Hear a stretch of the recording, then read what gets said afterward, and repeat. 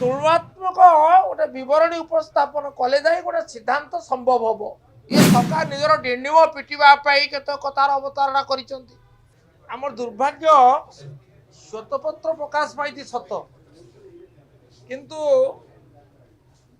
ये केवल आखि देखा श्वेतपत्र कान शुणापी तथ्य कहीं ये तो दुर्भाग्य आमर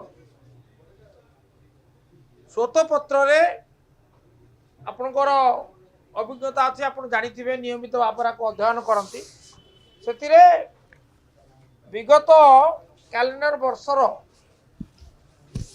तथ्य दि जाए विभिन्न अपराधर एवं केवल से नुहे ता पूर्व वर्ष तुलन में केते शतांश वृद्धि ह्रास ताकू सूचना दि जाए किंतु एथिरे ता नहीं ता अर्थ एटा प्रमाण करुच्ची जे सरकार तथ्य लुचौचंती। तथ्य लुचेबार कारण कौन? अपराध बढ़ी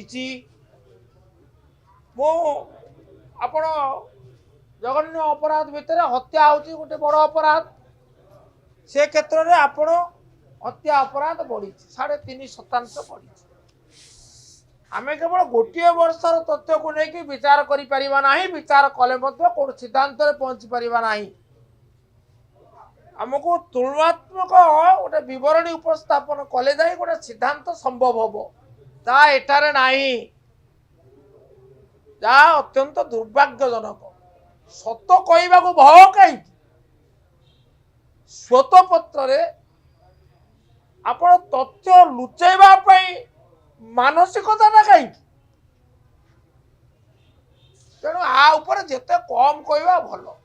ये सरकार निजर डेंडिम पिटापी केत कतार अवतारणा किंतु वास्तव में 2 वर्ष पूरा को जाऊँगी 2 वर्ष 2024 और 2025 ये तुलनात्मक तथ्य नहीं एवं केवल अपराध नुहे अपराध क्षेत्र में केते शतांश दिए माने मामला तार चार्जसीट दाखल कराई से तथ्य नहीं तार गोटे त्रैमासिक हाराहारी ता नहीं ट्रायनियल एवरेज तेणु ये सब अभाव ये श्वेतपत्र किसी कहूनी।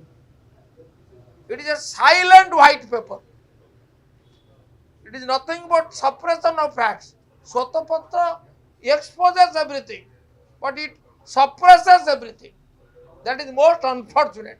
खाली साइबर अपराध में आप देखुनाते आप देखो जेते अभियोग अभियोग सत्य दंगा कथा कहवा दंगारे 1095 जमा रेजिस्ट्रेशन होता से 1080 सत्य प्रमाणित होने मिथ्या अभियोग प्राय नहीं कहले चले। दुष्कर्म से 2994 मामला आसला अभियोग आसला से 2929 ये सत्य प्रमाणित होती। तेणु घटना घटी चली घटना बढ़ी चली अपराध बढ़ी चली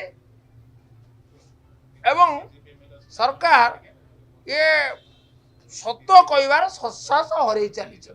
2026-27 बजेट रे कृषि और कृषकों सर्वांगीन विकास को सर्वाधिक प्राथमिकता देइछंती लोकंको मुख्यमंत्री श्री मोहन चरण माझी।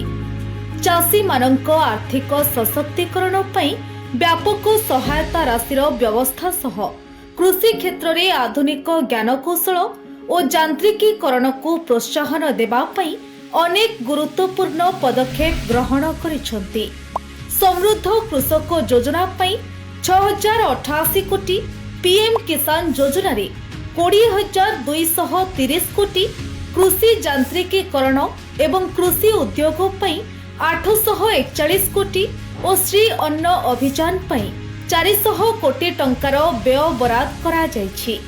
एही बजेट अधीन रे पुष्टि शस्यर चाष और व्यवहार को वृद्धि करने सहित ग्रामीण अर्थनीति को सुदृढ़ करी ओडिशार प्रतिटी कृषक परिवार को एक समृद्ध और आत्मनिर्भरशील भविष्य प्रदान करने को लक्ष्य रखिछंती लोकंक सरकार।